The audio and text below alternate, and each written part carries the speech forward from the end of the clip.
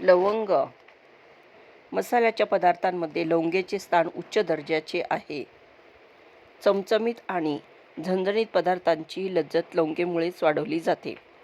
लवंग जंतुनाशक, कफनाशक तसेच शक्तिकारकही आहे. रक्ताभिसरण योग्य पद्धतीने होण्यासाठी, हृदयाला बलकारक ठरण्यासाठी लवंगेचा उपयोग होऊ शकतो. दातदुखी, दाढदुखी झाली असता पार हतबल व्हायला होते. काही खावत नाही, गिळवत नाही. एकूणच शरीरावर दाताच्या ठणक्यांचा फार परिणाम होतो. अशा वेळेस लवंगाचे तेल उपयोगी पडते. कापसाचा बोळा लवंग तेलामध्ये बुडवून दुखऱ्या दाताखाली ठेवला असता खूपच फरक पडतो.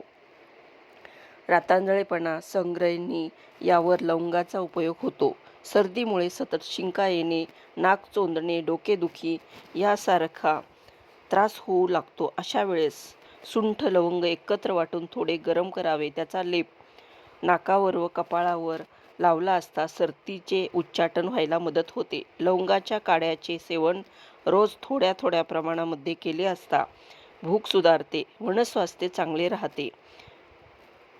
पोटाला रग लागणे, पोट फुगणे अशा विकारांवर सुद्धा ते उपयोगी पडते.